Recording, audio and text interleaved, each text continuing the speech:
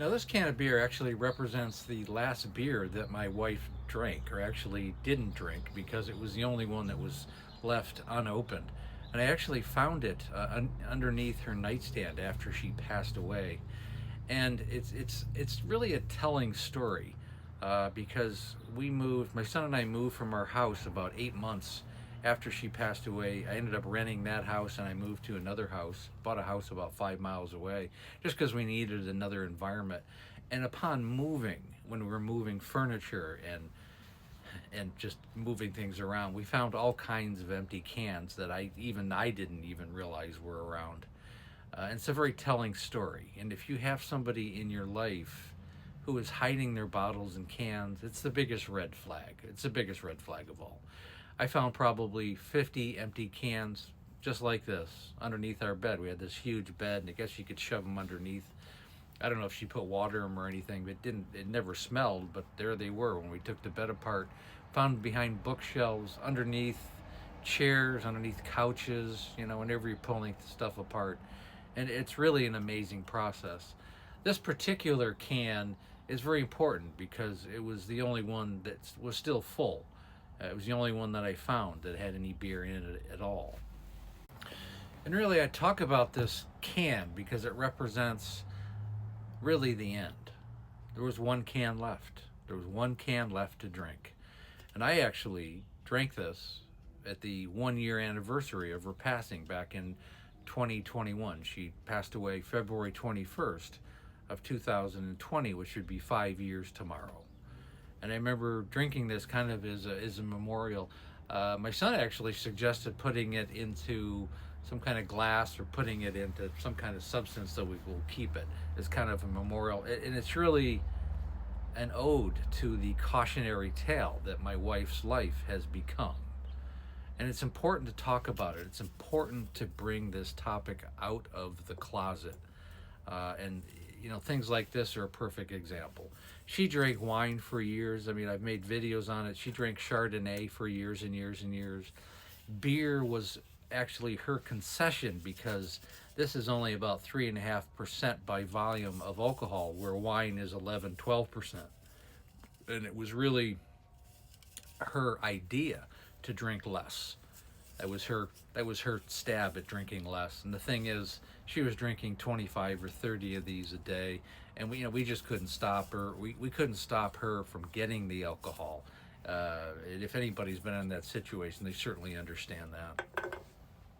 And really, a big point of this video is there is no concession. Alcohol is alcohol. If you're drinking wine, if you're drinking beer, if you're drinking, vodka, if you're drinking whiskey, if you're drinking spirits, tequila, whatever your choice is, alcohol is alcohol. It matters little of what the outside looks like.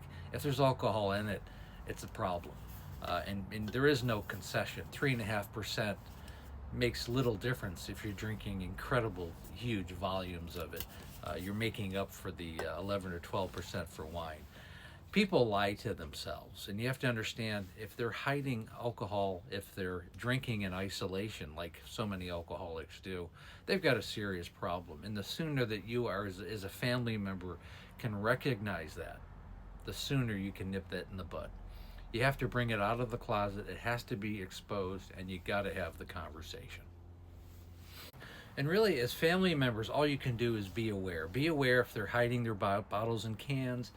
Be aware if they're drinking in isolation, they're always hiding it. You always feel like there's some kind of devious thing going on where they're hiding their alcohol. It's up in the rafters or something, and they hide it, and you're kind of aware of it. If you know that they're inebriated and you can't figure out why, well, that's going on.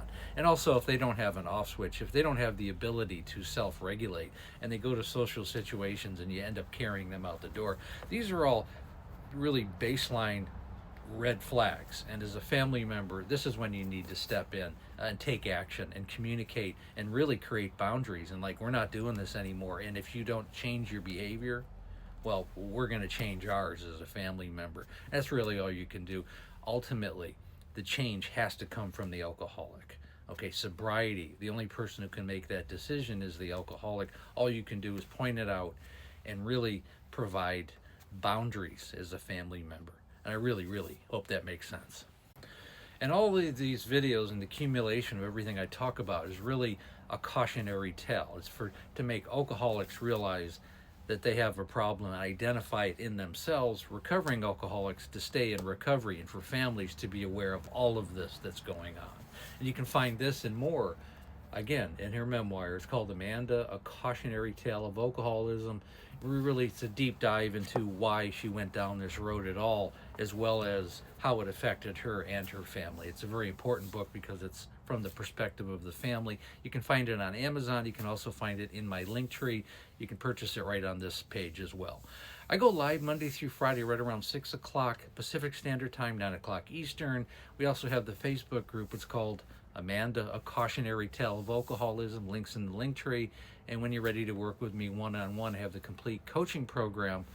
Again, it's designed for families and the alcoholic. If you do set up a call, make sure the alcoholic is on the call. And make sure you show up as well if you set up an appointment. The call is free. The course is definitely not. But I'm looking for people who want to change their lives and the lives of their family. And again, thanks so much for listening.